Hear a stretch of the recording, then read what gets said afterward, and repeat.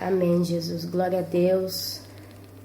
Aleluia. Deus seja louvado, glorificado nas nossas vidas no dia de hoje. Meus irmãos, que alegria, que privilégio poder estar aqui.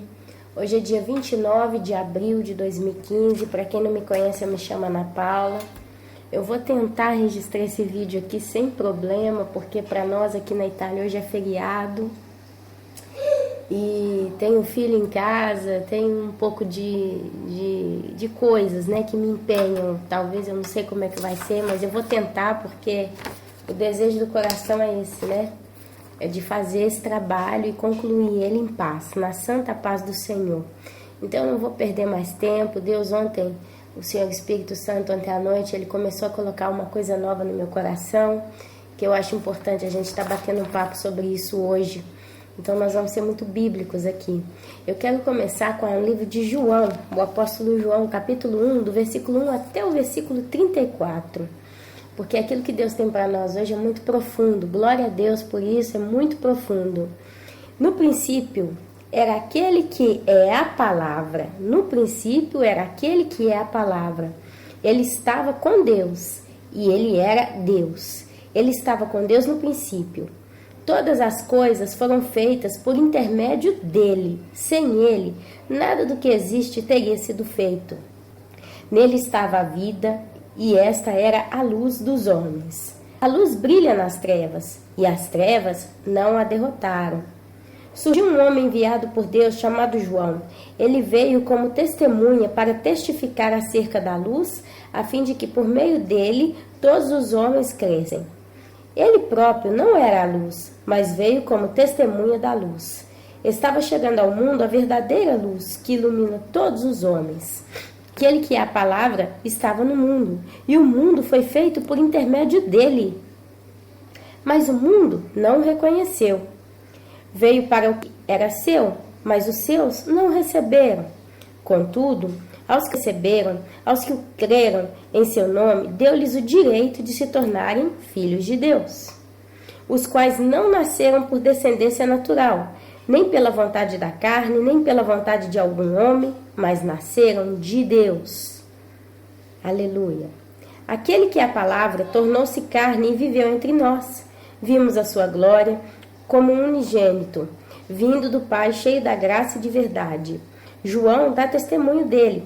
Ele exclama: este é aquele de quem eu falei. Aquele depois de mim é superior a mim, porque já existia antes de mim. Todos recebemos da sua plenitude graça sobre a graça, pois a lei foi dada por intermédio de Moisés. A graça e a verdade vieram por intermédio de Jesus Cristo.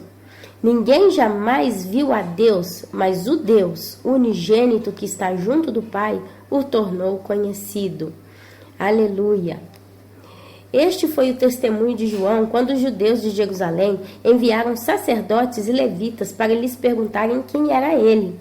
Ele confessou e não negou, declarou abertamente: não sou Cristo. Perguntaram-lhe: e então quem é você? Elias? Não, ele disse. E disse: é o profeta? Ele respondeu: não. Finalmente perguntaram: quem é você? Dê-nos uma resposta para que a levemos àqueles que nos enviaram. Que diz você acerca de si próprio? João respondeu com as palavras do profeta Isaías: eu sou a voz do que clama no deserto. Façam um caminho reto para o Senhor. Alguns fariseus que tinham sido enviados interrogaram-no. Então, por que você batiza se não é o Cristo? Nem Elias, nem o profeta? Respondeu João: eu batizo com água, mas entre vocês está alguém que vocês não conhecem. Ele é aquele que vem depois de mim, e eu não sou digno de desamarrar as correias das suas sandálias. Tudo isso aconteceu em Betânia, do lado do rio Jordão, onde João estava batizando. No dia seguinte, João viu Jesus aproximando-se e disse: vejam, é o Cordeiro de Deus que tira o pecado do mundo. Este é aquele a quem eu me referi quando disse: vem depois de mim um homem que é superior a mim, porque já não existia antes de mim. Eu mesmo não o conhecia, mas por isso batizando com água, para que ele viesse a ser revelado a Israel. Então João deu o seguinte testemunho: eu vi o Espírito descer dos céus como pomba e permanecer sobre ele. Eu não teria reconhecido se aquele que me enviou para batizar com água não me tivesse dito: aquele sobre quem você viu o Espírito descer e permanecer, esse é o que batiza com o Espírito Santo. Eu vos testifico que este é o Filho de Deus. Aleluia. Eu li todo o primeiro capítulo, o capítulo 1 até o versículo 34, simplesmente para reforçar isso que eu estou a dizer. No princípio era aquele que é a palavra. Ou então, no princípio era o verbo, e o verbo estava com Deus, e o verbo era Deus. Ele estava no princípio com Deus. Todas as coisas foram feitas por ele, e sem ele nada do que foi feito se fez. Nele estava a vida, e a vida era a luz dos homens. E a luz resplandece nas trevas, e as trevas não a compreenderam. Meus amados, isso descreve a pessoa de Jesus. E a pessoa de Jesus, ela é descrita como um verbo. E o que significa a palavra verbo? Verbo é uma palavra com origem no termo latim verbum, que significa simplesmente palavra.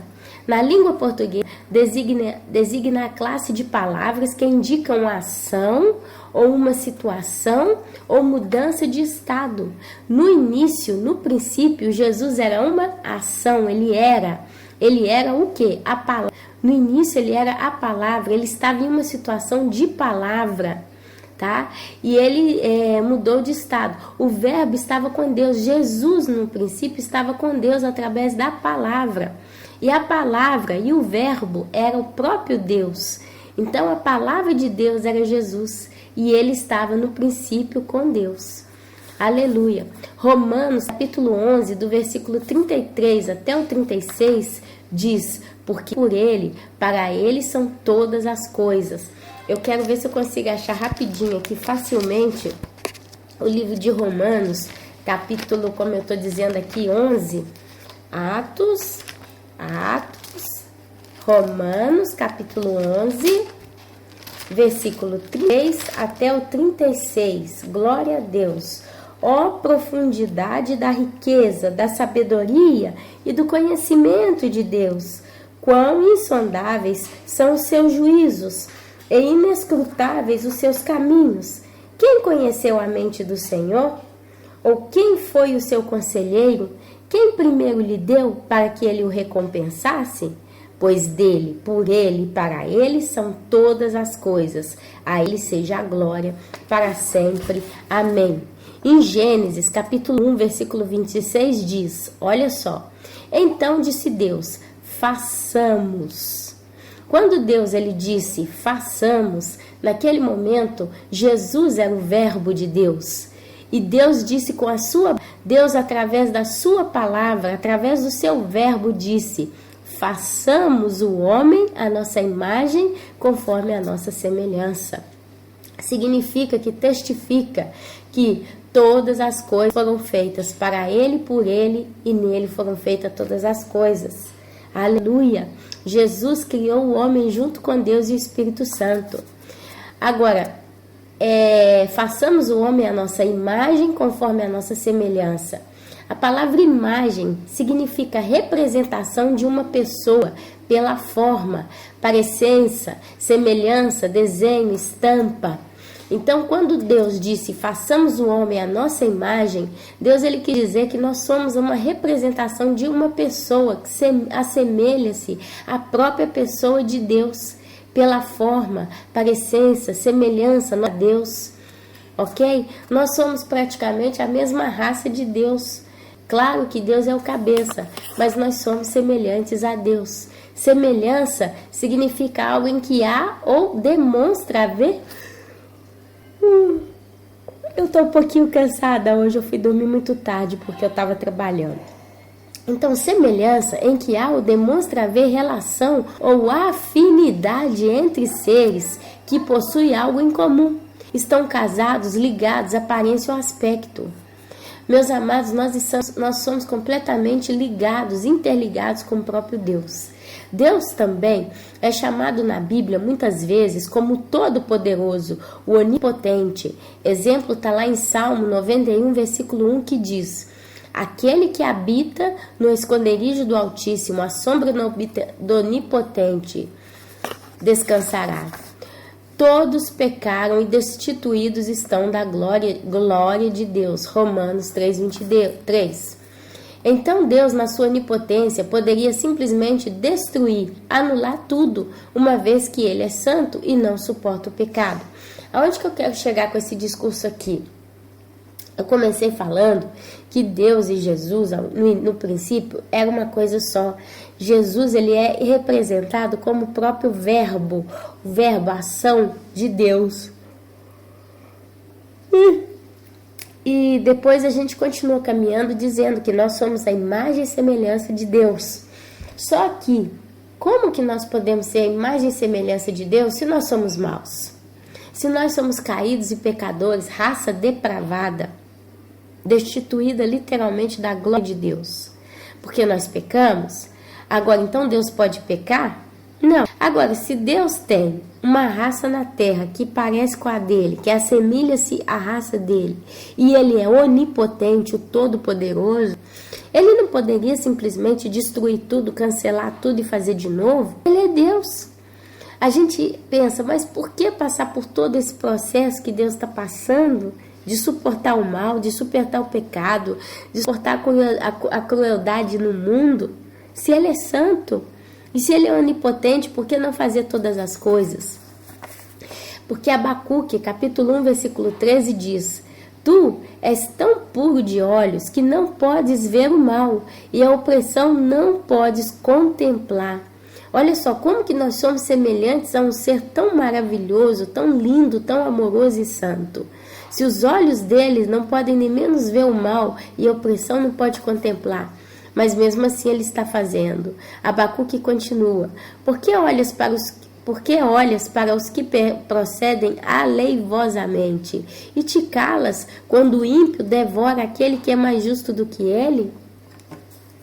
Significado da palavra compromisso significa comprometimento, acordo realizado entre uma ou várias partes, obrigação, dever assumido com alguém. Abacuque pergunta: tu és tão puro de olhos e não podes ver o mal, e a opressão não podes contemplar. Agora, por que olhas para os que procedem aleivosamente e te calas quando o ímpio devora aquele que é mais justo do que ele? Porque Deus, ele tem uma coisa chamada compromisso. Deus, ele tem compromisso com o próprio Jesus, que por sua vez tem um compromisso também para com Deus. E Deus tem um compromisso para com ele mesmo, para a perfeita manifestação e testemunho de sua glória. Jesus, ele morreu na cruz por obediência ao Pai, honrou, dando a Jesus seu povo, seus filhos, por ele. Jesus simplesmente obedeceu a Deus quando Deus o mandou morrer na cruz. E Deus, ele deu seu filho para selar um compromisso para um preço que ser humano nenhum poderia jamais pagar. Não tem obra, atitude ou boa vontade que poderia pagar o preço do pecado, da caída do homem no mundo inteiro. Deus, ele não é homem para que se minta, e ele nem é filho do homem se arrependa. Porventura, diria ele, não faria? Ou falaria e não confirmaria? Isso está lá em Números, capítulo 23, 19. Porém, em seu amor, deu seu Filho unigênito, para que todo aquele que nele crê fosse salvo. Nisto se manifestou o amor de Deus para conosco, que Deus enviou seu Filho unigênito ao mundo, para que por ele vivamos. 1 João 4,9. É como se o amor de Deus, ele literalmente superasse a força da sua onipotência, se a gente começa a observar todos esses textos lidos até agora. Deus, ele é tão santo que os seus olhos, eles não podem contemplar o mal. Mas Deus é também amor, que tem suportado todas essas coisas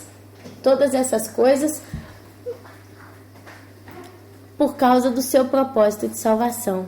Em palavras curtas, Deus ele tem suportado todos esses séculos de maldade no mundo por um propósito, o propósito da sua salvação. Jesus honrou o Pai, e o Pai, em contrapartida, ele honrou a Jesus, restaurando nele todas as coisas. Primeiro foi feito através dele, mas agora Deus Pai, ele honra Jesus, restaurando nele mesmo todas as coisas. Deus, ele vai purificar esse mundo, fará nova todas as coisas. E aí a gente vê isso em alguns versículos. Por exemplo, Apocalipse 21:5 diz: E o que estava assentado sobre o trono disse: Eis que faço novas todas as coisas. E disse-me: Escreve, porque essas palavras são verdadeiras e fiéis. Tem também lá em Isaías capítulo 42:9, diz: Eis que as primeiras coisas já se cumpriram, e as novas eu vos anuncio, e antes que venham à luz, vos-las faço ouvir. Antes que venham à luz, vos-las faço ouvir. Antes que nós possamos contemplar com os nossos olhos novas todas as coisas, Deus ele já tem nos feito ouvir a respeito. A gente vê em 2 Coríntios capítulo 5, versículo 17. Assim que se alguém está em Cristo, nova criatura é. As coisas velhas já passaram, eis que tudo se fez novo. Também lá em Isaías 65:17. Porque eis que eu crio novos céus e nova terra, e não haverá mais lembrança das coisas passadas. Aleluia! Nada que a gente conhece e vê hoje nesse mundo será lembrado na eternidade, porque Deus ele fará nova todas as coisas. Nem mais se recordarão. Eis que dias vêm, diz o Senhor, em que farei uma aliança nova com a casa de Israel e com a casa de Judá. Jeremias 31:31. No caso, por que Deus ele deixou isso lá em Jeremias? Que Deus, que viriam dias, diz o Senhor, em que ele faria uma aliança nova com a casa de Israel e com a casa de Judá. Porque a casa de Israel é literalmente os judeus. E a casa de Judá somos nós, herança de Cristo. Meus irmãos, eu peço perdão. Eu estou sentada na mesa aqui falando esse trabalho, fazendo esse trabalho, está me vindo aquele sono, né? Realmente eu estou muito cansada, eu trabalhei muito esses dias passados, mas eu não podia deixar de fazer esse trabalho aqui hoje. Eu espero que o Senhor possa estar guiando ele ao coração dos irmãos. Então, olha só, nós somos da casa de Judá, porque Jesus é quem? O leão da tribo de Judá. E Jesus, quando ele morreu, ele derramou seu sangue também para os gentios, para todo aquele que nele cresce seria salvo. Jesus é a justiça de Deus, e Deus então não destrói tudo simplesmente porque escolheu, através do seu amor, fazer justiça através do seu Filho. Assim Deus se comprometeu com seu próprio Filho na cruz, de modo que beneficiou a todos nós que nele cremos. E assim temos a perfeita expressão do significado: amor, compromisso e justiça. Aleluia, Senhor. Eu li essa pequena anotação que eu fiz aqui hoje de manhã, porque ontem Deus ele começou a trazer isso ao meu coração. Quando a gente escreve essas coisas, a gente vai fazendo as pesquisas, buscando dali, daqui, tanto, mas são 18 minutos até agora de vídeo que eu estou aqui colocando para os irmãos. Mas a realidade é essa, meus irmãos. Deus, ele, na sua bondade, na sua justiça, na sua pureza, ele escolheu, em vez de simplesmente destruir o mundo, ele escolheu fazer um filho chamado Jesus, que estava com ele no princípio, e ele pegou esse filho e ele entregou o seu filho para morrer na cruz também por nós. E assim, meus irmãos, nós vemos como que Deus é maravilhoso, como que Deus é profundo. O propósito dessa gravação de hoje é trazer essa realidade, que Deus ele poderia simplesmente aniquilar com todas as coisas, mas ele escolheu, ainda que os seus olhos não podem contemplar o mal, ele escolheu cuidar da salvação de cada um de nós. E nós, no meio disso tudo, uma vez que nós temos consciência dessa realidade, eu penso que o mínimo que nós podemos fazer e devemos fazer é valorizar esse ato maravilhoso e misericordioso do nosso Deus para com a nossa vida. É o mínimo que nós temos que fazer. Respeitar, aceitar, glorificar a Deus pela sua bondade e santidade. Deus é bom e Ele nesses dias Ele tem nos feito entender exatamente a sua bondade. E assim, meus irmãos, eu queria deixar esse vídeo assim como ele está hoje. É um vídeo mais para estudo. Eu peço aos irmãos que peguem todas essas referências bíblicas e leem depois de novo com calma e falem com Deus. Digam, ó Senhor, como és maravilhoso.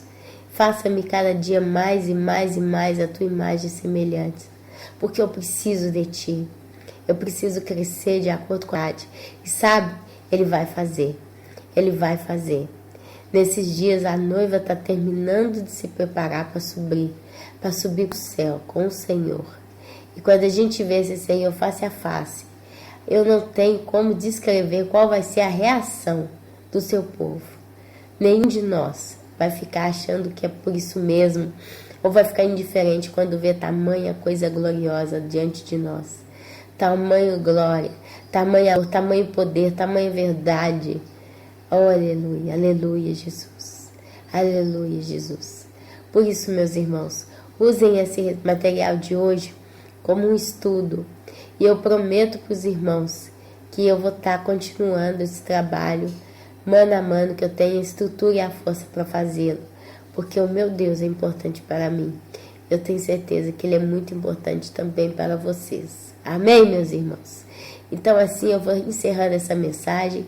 Eu peço a Deus que possa estar abençoando a cada um de vocês com toda a sorte de bênçãos espirituais nas regiões celestiais em Cristo Jesus. Amém, amém e amém.